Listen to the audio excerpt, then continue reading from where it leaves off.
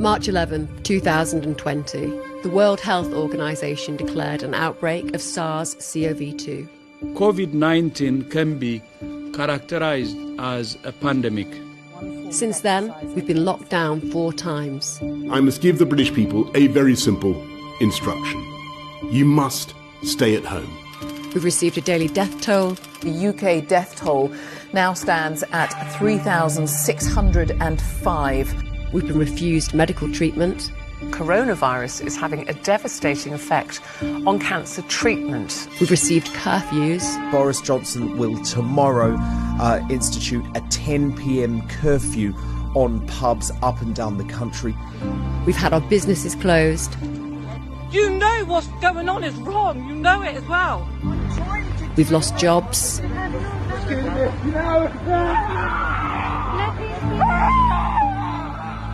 We've been restricted from seeing loved ones. Hang on a minute, don't take her away. Hey, don't take her away. Don't take her away. We've not been allowed to socialise. The struggle ended with Beth taking her own life.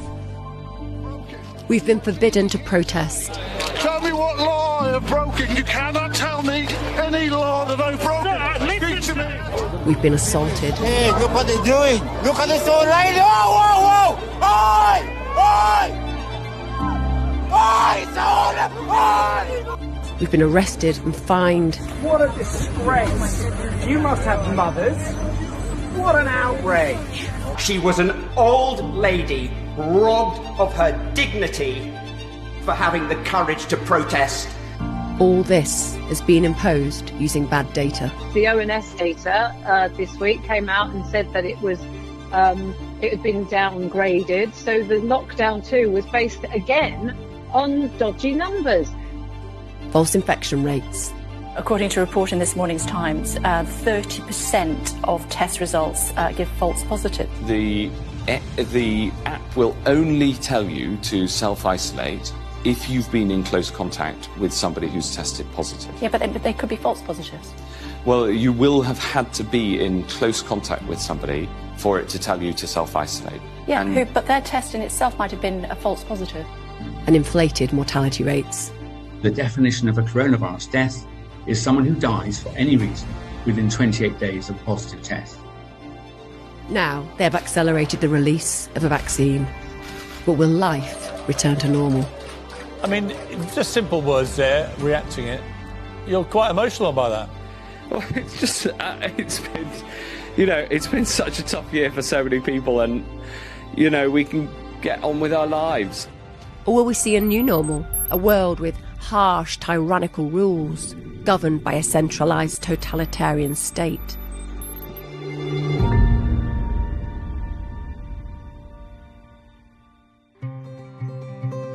Since COVID-19 was declared a pandemic, many have speculated that it's been planned by a group of tech elites who are dictating to governments globally. But do these ideas carry any weight? And what might their motives be for orchestrating a global pandemic? To understand, we must first explore a significant shift that's been taking place in our economy, one that only a minority of people are aware of. It's called the Fourth Industrial Revolution. To date, there have been 3 industrial revolutions. The first happened in the late 1700s with the invention of the steam engine, which led to the creation of factories and a booming textile industry. In the late 1800s, the second industrial revolution was marked by mass production, as well as new industries like steel and electricity. And the third happened in the late 1900s, which saw the invention of the computer and the internet. Now, the fourth industrial revolution describes the emergence of artificial intelligence and how it integrates more with humans. Artificial intelligence, or AI, can already be seen in our daily lives, from how we check out at the supermarket to how we check in for a flight. But it's far more advanced than most people realise. In August 2020, entrepreneur Elon Musk gave a demo of his new company, Neuralink. Connected to our brains with tiny wires, this microchip is synced with AI, enabling humans to control anything from prosthetic limbs to computer games. This working proof of concept has already been fitted into people. It has the potential to completely transform the way we interact online. So there's actually a lot of functions that this device could do related to monitoring your health and warning you about a possible heart attack or stroke or other damage, as well as sort of convenience features like playing music. You can do a lot. It's sort of like if your phone went at your brain or something. It's a cyborg. It's a combination. It's a combination of electronics and biology. Yeah. Things are getting more and more connected. Kai-Fu Lee is the former president of Google China and Microsoft Research China, as well as the author of New York Times bestseller, AI's Superpowers, China, Silicon Valley, and the New World Order. Kai-Fu believes that China will be the AI superpower within 5 years. For those of you who haven't been to China for the 3 years, please be careful when you go because your credit card and cash may not be accepted. China has pretty much been taken over by mobile payment. In the age of AI, if data is the new oil, then China is the new Saudi Arabia. One concern that is topical in the development of AI is the displacement of jobs. Robots are clearly replacing people's jobs. They're working 24/7. They're more efficient. So therefore, are you convinced long term that we're going to have a jobs problem in the world? Not long term, but maybe in the next 10 years, within the next 10 years. You mean it's going to happen much sooner? Much sooner. If a lot of people will find happiness without working, that would be a happy outcome. At Amazon fulfillment centers, robots transport items to humans, who then pack them to be delivered. Amazon believes that within 10 years, they will not need a single human to fulfill an order. According to the World Economic Forum, 50% of the workforce will need reskilling by 2025, and it's likely that only a fraction of these will find work, resulting in a large proportion of the workforce becoming unemployed. It's a pretty good chance we end up with a universal basic income or something like that due to automation. You know, people have time to do other things and more complex things, more interesting things, so they're more leisure time. And then we've got to figure out how we integrate with a world in the future with advanced AI. One idea that is gaining popularity is to charge tech companies with a robot tax, which can be distributed to the unemployed as a universal basic income. I don't think the robot companies are going to be outraged that there might be a tax. It's okay. Contrary to the past, to the previous 3 revolutions, probably jobs will be faster destroyed compared to new ones being created. This is Klaus Schwab, the author of this book, The Fourth Industrial Revolution. He's also the executive chairman of the World Economic Forum, which is funded by the largest global enterprises and whose members include CEOs, heads of state, and government ministers from countries such as the UK and US. The fourth industrial revolution will impact our lives completely. It will change actually us, our own identity, and of course gives life to such policies and developments like smart traffic, smart government, smart cities.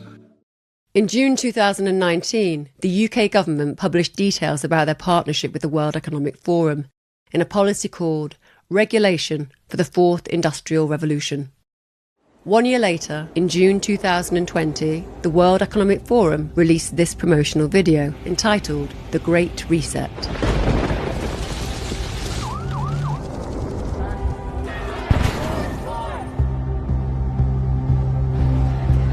The purpose for this film is to imply that everything from economics to our culture needs to change.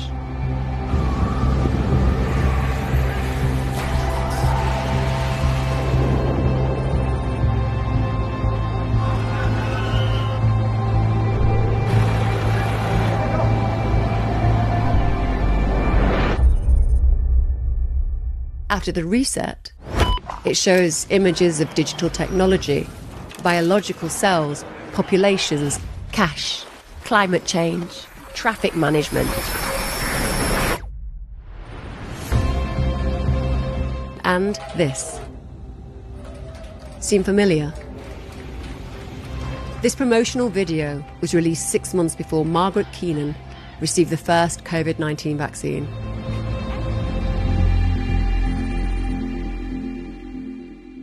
In November 2020, Time magazine published The Great Reset on their front cover. The World Economic Forum's managing director, Jeremy Jurgens, believes that it will have a devastating impact on our economy. You know, if we look at the Great Reset, we're still at the early stages of a global crisis that's going to forever transform society. You know, when it first started, people said, okay, this is the biggest crisis to hit since 2007-2008 financial crisis. And then a little bit later, they said, oh wow, this is the biggest crisis since World War II. Now we're looking at them and saying, oh look, this is comparable to what happened in the Great Depression. Politicians are also endorsing the campaign. This pandemic has provided an opportunity for a reset. This is our chance to accelerate our pre-pandemic efforts to reimagine economic systems. History would look at this crisis as the great opportunity for reset. All elements of the Great Reset are fundamental to building the future we need. And it's even promoted by the royal family, who posted this video on their YouTube page with the Great Reset hashtag. We are on the verge of catalytic breakthroughs that will alter our view of what is possible and profitable within the framework of a sustainable future. We need nothing short of a paradigm shift, one that inspires action at revolutionary levels and pace. We simply cannot waste any more time. The only limit is our willingness to act.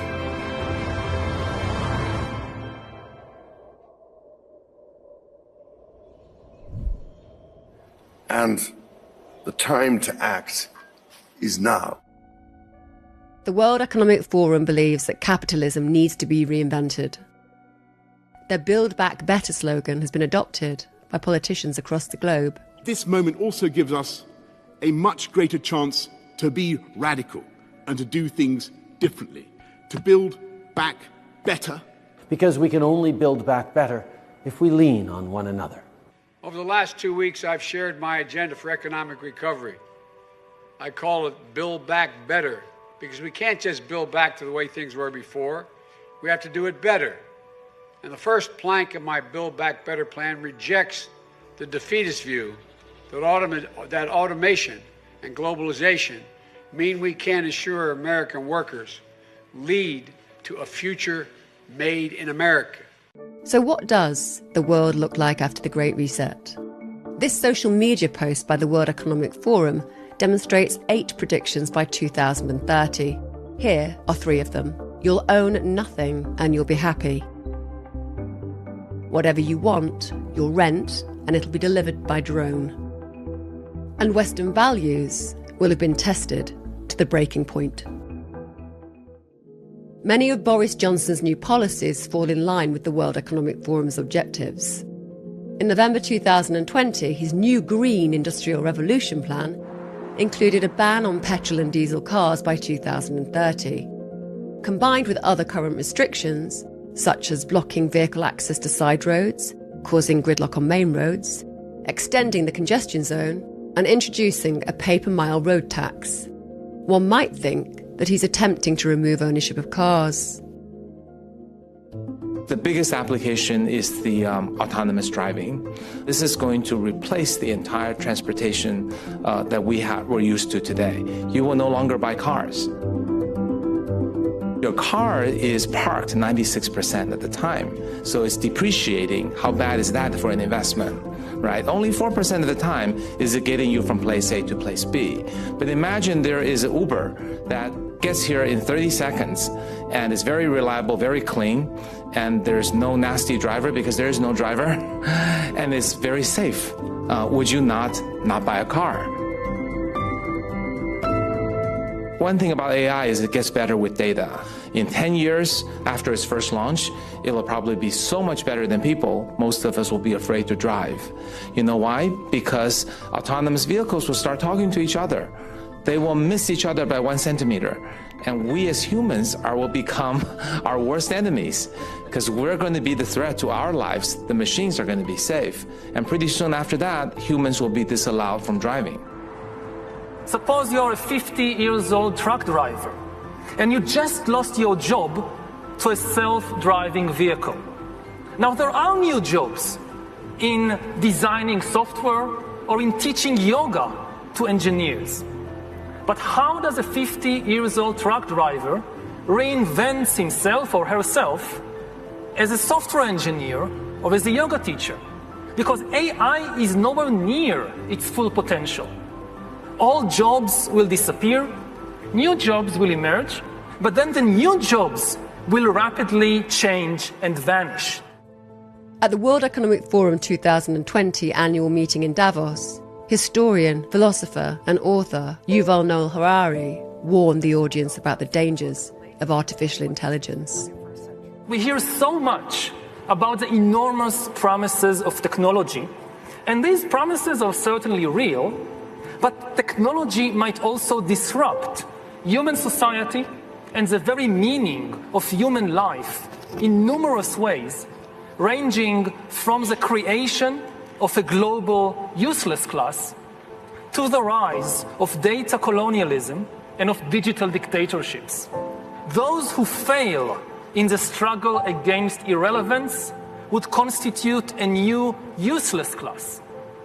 And this useless class will be separated by an ever-growing gap from the ever more powerful elite. We are already in the midst of an AI arms race, with China and the USA leading the race, and most countries being left far, far behind. AI will likely create immense wealth in a few high-tech hubs, while other countries will either go bankrupt or will become exploited data colonies. Just think, what will happen to developing economies once it is cheaper to produce cars in California than in Mexico? And what will happen to politics in your country in 20 years when somebody in San Francisco or in Beijing knows the entire medical and personal history of every politician and every journalist in your country, including all their sexual escapades, all their mental weaknesses, and all their corrupt dealings? When you have enough data, you don't need to send soldiers in order to control a country. Between the beginning of the pandemic and August 2020 alone, 7 Silicon Valley tech giants added nearly $2.5 trillion to their market values, $400 billion of which was added by Microsoft. Founder Bill Gates also has an interest in vaccines, where he, through the Bill and Melinda Gates Foundation, owns stock in the vaccine manufacturing companies Pfizer and Moderna. Both companies have been developing a new generation of vaccines that interacts directly with our DNA. Traditional immunisation methods involve injecting a dead or a weakened form of the virus. This triggers the immune system to create antibodies, which helps to protect us in the case of a virus getting into our system. Pfizer's and Moderna's new messenger RNA technology, however, is not a standard immunisation vaccine, but rather genetic engineering. Instead of injecting a virus into the patient, their approach is to inject synthetic molecules that transport instructions to the cell on how to create antibodies to fight the virus. Up until November 2020, no messenger RNA vaccine had ever been approved for use on humans.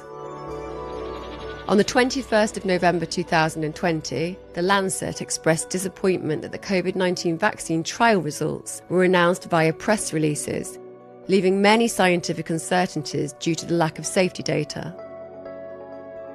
The publication also expressed uncertainty on how well the vaccines work in older people or those with underlying conditions, as well as their efficacy in preventing severe disease. In early December 2020, a group of medical doctors from around the world created a video to warn the public about the safety of the vaccine. Due to the excuse of a global pandemic, the pharma industry has the permission to skip the animal trials. This means that we humans will be the guinea pigs. This vaccine has been developed too quickly. We have no idea what the long-term effects will be. An experiment on humanity. There is only limited short-term safety data and no long-term safety data to rule out late-onset negative effects like autoimmune diseases, infertility, and cancers. Please be critical. Do your own research and don't let the media manipulate you. This is the first time ever this will ever be launched on the human race. There are so many different awful things that can happen to us, and we need to investigate this before we go forward. This is my alarm call to the world. On the 19th of December 2020, the CDC published this report by the Advisory Committee on Immunisation Practices. Just one day after the UK initiated vaccination with the Pfizer-BioNTech COVID-19 vaccine, authorities confirmed 2 cases of anaphylaxis, which is a very serious allergic reaction that is rapid in onset and may cause death. On page 6, under the title V-Safe Active Surveillance for COVID-19 Vaccines, 3,150, or 2.8%, of the 112,807 vaccine recipients were unable to perform normal daily activities, unable to work, or required care from a doctor or healthcare professional. If 60 million people in the UK have the vaccine, we can expect 1.67 million people to be unable to work, unable to perform normal daily activities, and to require care. I don't know how long for. If 6 billion people worldwide have the vaccine, then the number rises to 167 million. And this, remember, is a short-term problem. We don't know what will happen in the medium and long term. The side effects for the Moderna vaccine sound concerning. We looked. After the second dose, at least 80% of participants experienced a systemic side effect, ranging from severe chills to fevers. So, are these vaccines safe? Well, the FDA, not being pressured, will look hard at that. The FDA is the gold standard of regulators, and their current guidance on this, if they stick with that, is very, very appropriate. And you know, the side effects were not super severe. That is, it didn't cause permanent health problems for the things there. Moderna did have to go with a fairly high dose, and so to get the antibodies. Some of the other vaccines are able to go with lower doses to get responses that are pretty high, including the J&J and the Pfizer. And so there's a lot of characteristics of these vaccines. It's great that we have multiple of them that are Bill, going out there. And yes, I think you know the data better than I do. But the data showed that everybody with a high dose had a side effect. In addition to their interest in vaccines, the Bill and Melinda Gates Foundation donates money to media organisations such as the BBC, universities that provide media representatives, and in partnership with the World Economic Forum, Event 201, which simulated a coronavirus-induced pandemic 5 months prior to the actual pandemic.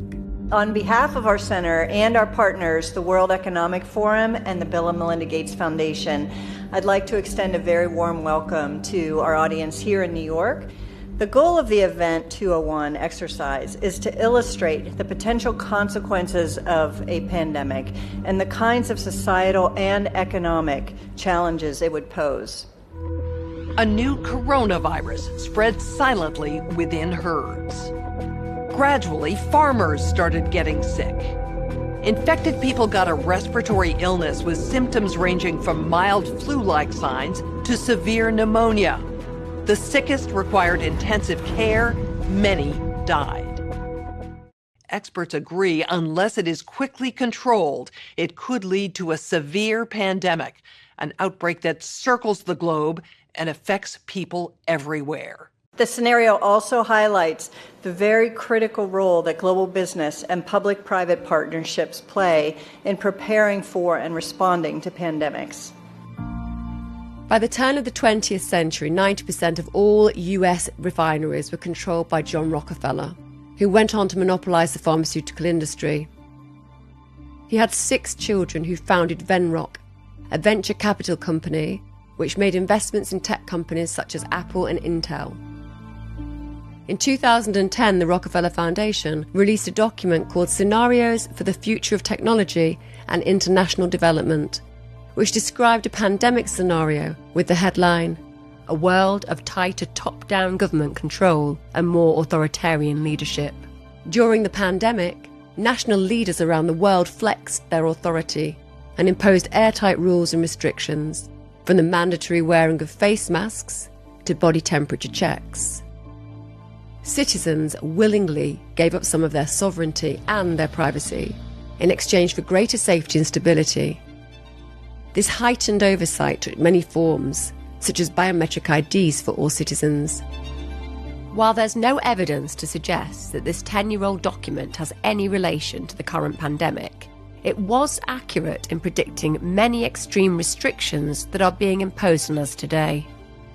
Recently, in December 2020, the Rockefeller Foundation published this report. COVID-19 vaccines have arrived, with enough supply to vaccinate as many as 50 million people by the end of January. But these initial doses will do little in the short term to arrest an epidemic that is raging out of control. By the end of January, the country will likely be able to conduct more than 70 million tests each week, a number that is expected to double to 200 million by April 2021. They advised the US government students should be tested at least once a week, every week. Does advice from a large US organisation have the potential to influence UK government policy? The Health Secretary this evening announced an emergency targeted testing programme for secondary schools.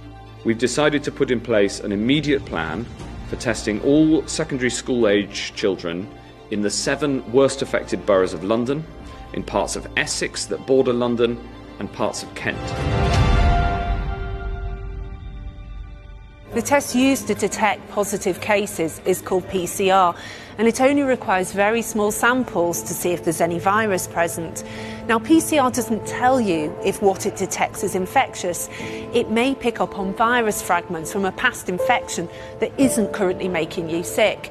Now, this means there could be false positives, so there's a positive test result, but no active infection. Let's deal with this test for infection, the PCR. I want to ask you if you think it's reliable enough. Dr. Daniels.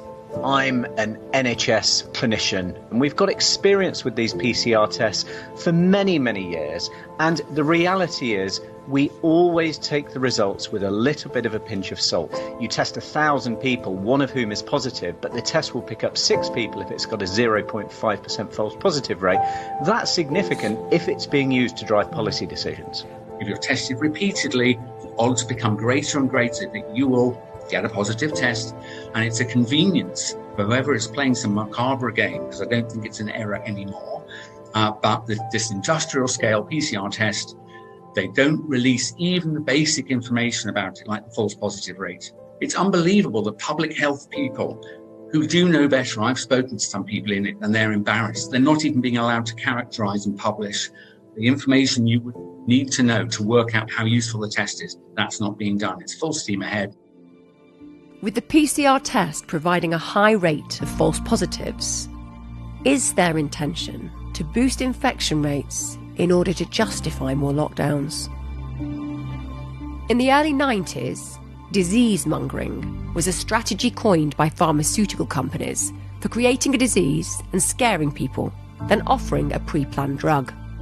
If today's most powerful people wanted to accelerate the shift towards the 4th Industrial Revolution by removing jobs and reinventing capitalism, this problem reaction solution strategy would be effective in achieving it. 1. Create a problem. Release a coronavirus and declare a global pandemic. The coronavirus outbreak has been declared a pandemic. 2. Create a reaction. Ramp up fear with a propaganda campaign and destroy the economy by forcing businesses to close. We are collectively telling cafes, pubs, bars and restaurants to close tonight as soon as they reasonably can and not to open tomorrow. 3. Create a solution. Provide the mass unemployed with a universal basic income credited onto the Rockefeller and Microsoft-backed digital IDs that are implanted into our hands. You can create a digital ID today. It's a natural evolution of the way that we're going to use technology in any event to transact daily life.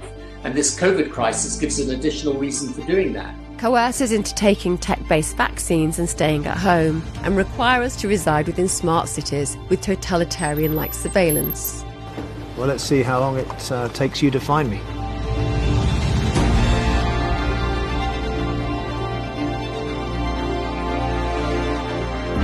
Right behind me, you can see just over my left shoulder there. Hello, guys. I've been expecting you. In return for giving us the universal basic income, are these the conditions they will require?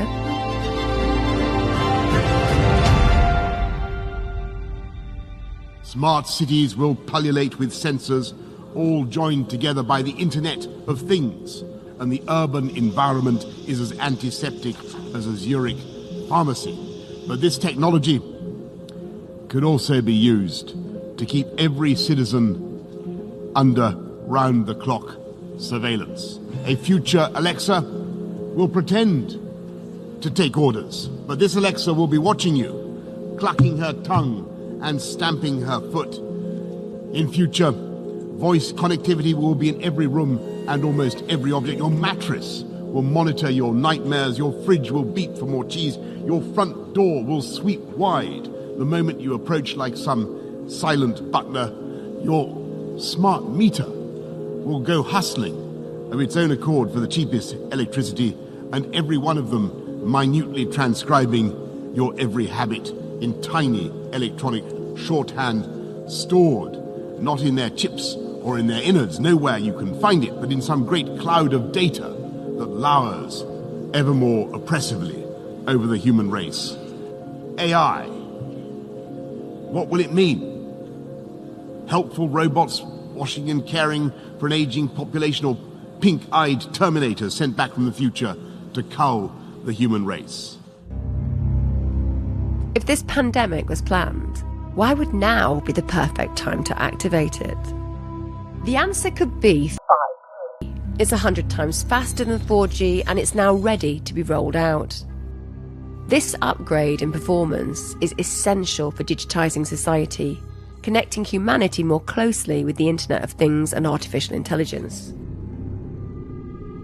They haven't done a very good job about protecting public health, but they've done a very good job at using the quarantine to bring 5G into all of our communities and to begin the process of shifting us all to a digital currency, which is the beginning of slavery. Because if they control your bank account, they control your behavior. And we all see these advertisements saying 5G is coming to your community. It's going to make all of your lives so much better. And it's very convincing, I have to say. This is a game changer. Because I look at those ads and I think, that's great. I can hardly wait till it gets here. Because I'm going to be able to download a video game in 6 seconds instead of 16 seconds. And is that why they're spending $5 trillion on 5G? No. The reason is for surveillance and data harvesting. It's not for you and me. It's for Bill Gates, it's for Zuckerberg, and it's for Bezos and all of the other billionaires. Bill Gates says that his satellite fleet will be able to look at every square inch of the planet 24 hours a day. But that's only the beginning. He also will be able to follow you on all of your smart devices through biometric facial recognition, through your GPS. You think that Alexa is working for you. She isn't working for you, she's working for Bill Gates, spying on you. And the pandemic is a crisis of convenience for the elites who are dictating these policies. It gives them the ability to obliterate the middle class, to destroy the institutions of democracy, to shift all of our wealth from all of us to a handful of billionaires to make themselves rich by impoverishing the rest of us. If you know enough biology and you have enough computing power and data, you can hack my body and my brain and my life. A system that understands us better than we understand ourselves, can predict our feelings and decisions, can manipulate our feelings and decisions, and can ultimately make decisions for us. Now, in the past, many tyrants and governments wanted to do it, but nobody understood biology well enough, and nobody had enough computing power and data to hack millions of people. Neither the Gestapo nor the KGB could do it. But soon, at least some corporations and governments will be able to systematically hack all the people. We humans should get used to the idea that we are no longer mysterious souls. We are now hackable animals. The power to hack human beings can, of course, be used for good purposes, like providing much better healthcare. But if this power falls into the hands of a 21st century Stalin, the result will be the worst totalitarian regime in human history, and we already have a number of applicants for the job.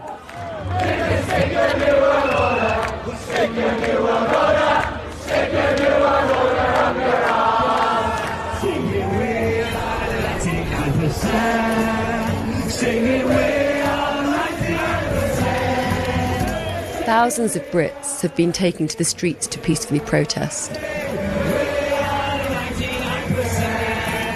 I'm a chef and the hospitality trade is in ruins with the policies that are being put in place, and I was made redundant on the 3rd of July and I've not been able to find work since. A couple more months and I won't be able to afford my rent. But as with all other COVID-related protests, this one was terminated early when the riot police aggressively intervened.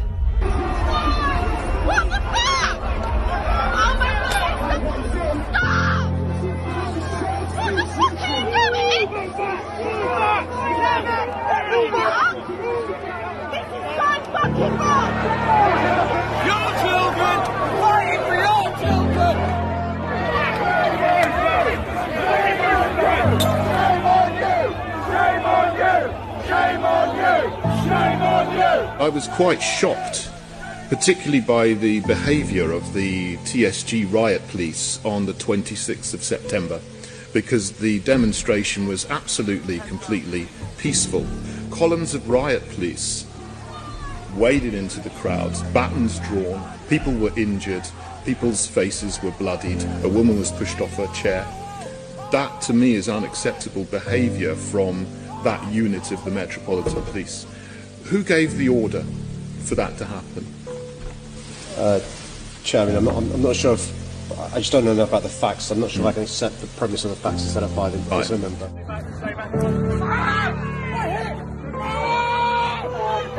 Images of police brutality and unlawful arrests against people who are defending their human rights are also being shared around the world. The French capital, once again the scene of clashes between police and demonstrators.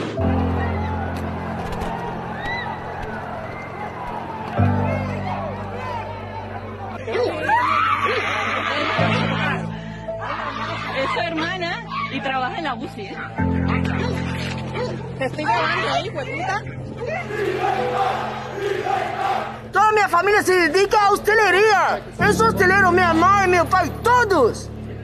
Sabe o que fazemos agora?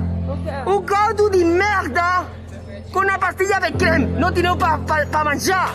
Nada. Nada.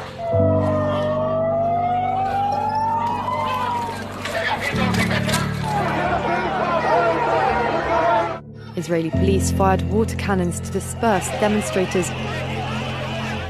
Anti-government rallies have filled the streets of Serbia's capital, Belgrade, for a second day.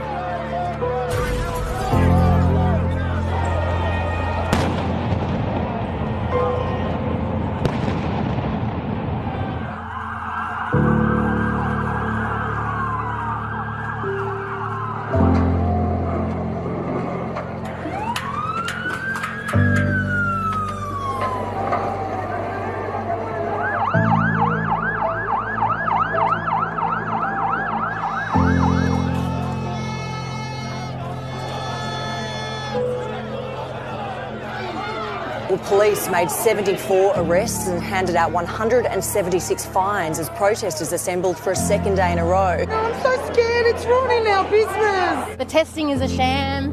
It's decimating our whole economy. Are you fucking kidding me?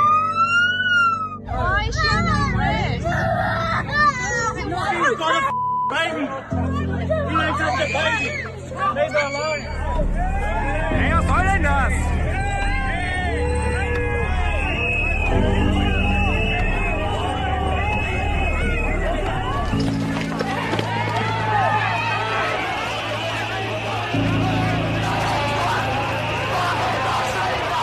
Rechtsanwalt Markus Heinz.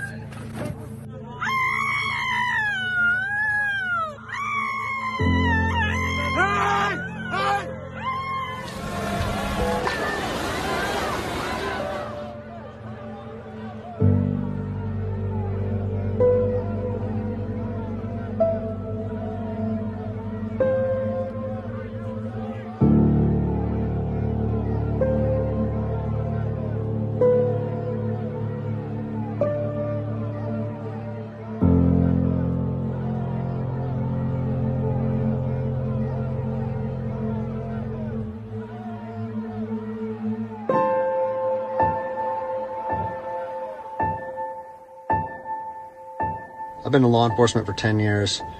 I've seen officers nationwide enforcing tyrannical orders against the people. Because every time I turn on the television, every time I look to the internet, I'm seeing people arrested or cited for going to church, for traveling on the roadways, for going surfing, opening their businesses, and arrest them and charge them with what? With a crime? I don't know what crime people are committing. We need to start looking at ourselves as officers and thinking, is what I'm doing right?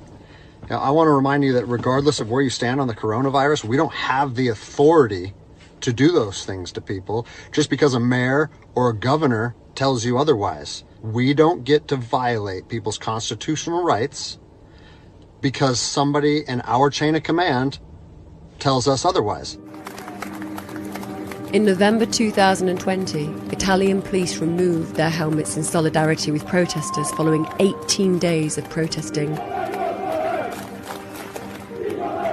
At the end of World War II, a series of tribunals were held in Nuremberg, Germany, for the prosecution of prominent members of the Nazi Party.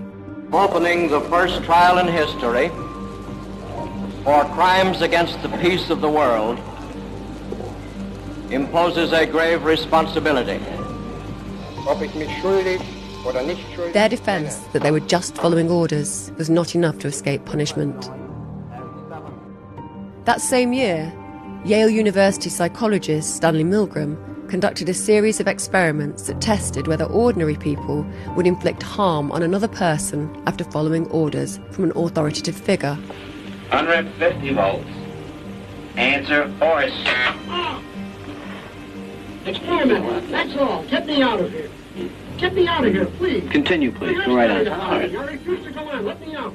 The experiment requires you continue, teacher. Please continue.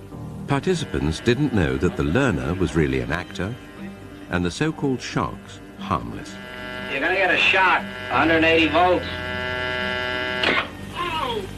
Alarmingly, the results suggested that any human was capable of this, due to feeling disconnected from their actions when they comply with orders. Following the trials, the Nuremberg Code was created to protect people's human rights. They include voluntary consent is essential. Human experiments should be based on previous animal experimentation, and experiments should be conducted by avoiding suffering and injury. With the current rollout of the COVID-19 vaccination programme, we now see these fundamental human rights being violated again.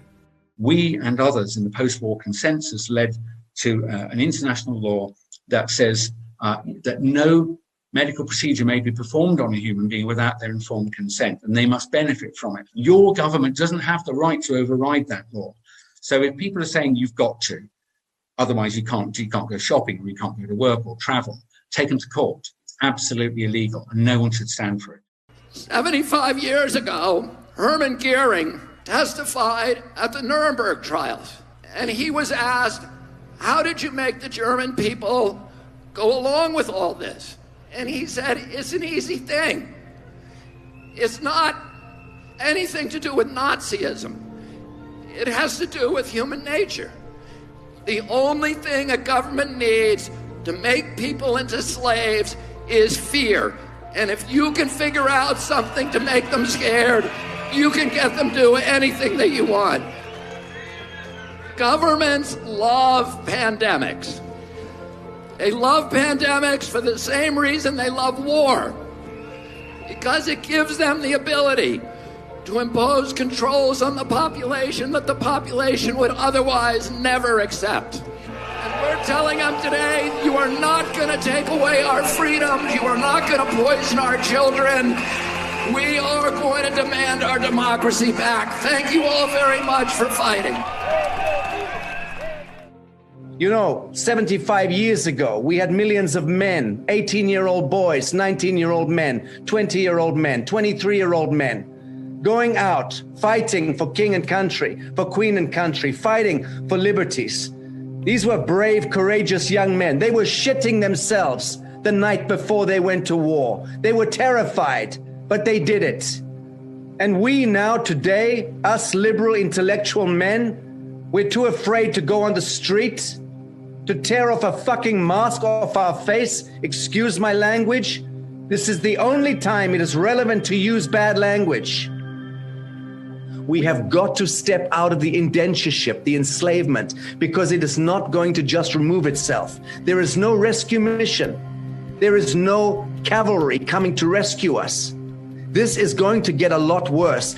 And now we can see it's out of control. How many tens of thousands, if not hundreds of thousands, if not millions of people around the world have died from other matters connected to the forced lockdown, the self-isolationing, grandparents unable to look into the eyes of their children and their grandchildren. These are crimes against humanity that cannot even be calculated, okay? But when the audit is done, and it will be done, we will see that this Corona crowning event was the crowning glory of the emancipation of humanity. It is time for humanity to reclaim ourselves from this draconian tyranny. I'll leave it at that. Thank you very much.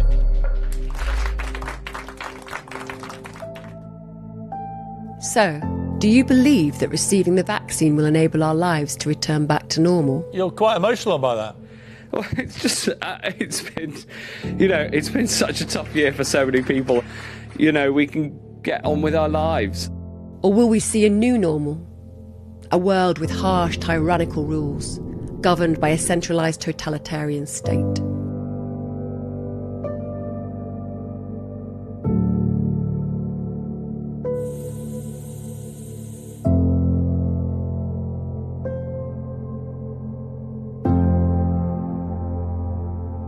Here's what Klaus Schwab thinks. People assume we are just going back to the good old world which we had, and everything will be normal again in how we are used to normal, in the old fashion.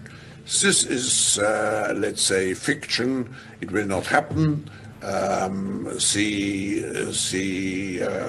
Cut.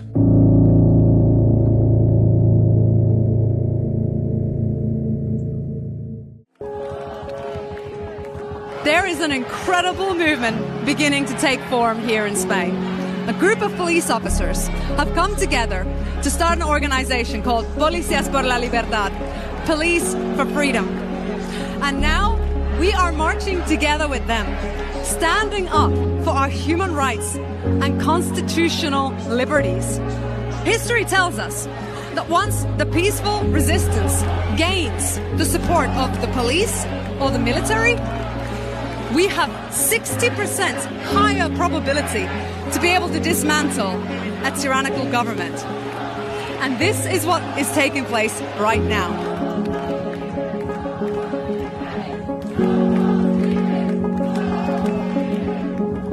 November 2020, Stockholm. Experts in healthcare, law and banking from around the world have formed an alliance with a mission to protect our freedoms. Welcome everyone to Stockholm. My name is Professor Dolores Cahill from Ireland, and it is my great honour and privilege to welcome you to a worldwide organisation, the World Freedom Alliance.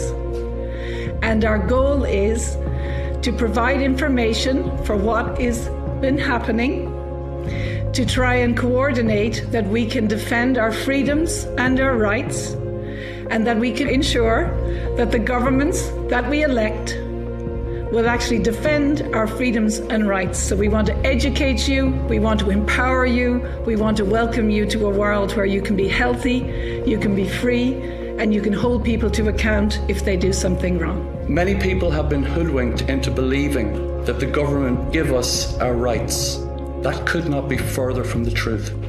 Every constitution in the world is a code of conduct for governments to follow, to ensure and protect and defend and vindicate and uphold your rights, our rights, that have been given to us by our Creator.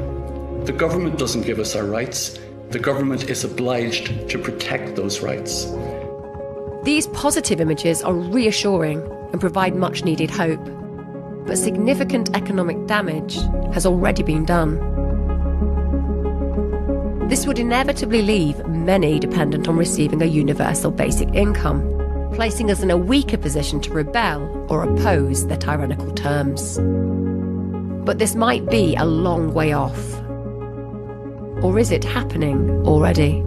Given this significant uncertainty, a worsening economic backdrop, and the need to give people and businesses security through the winter, I believe it is right to go further.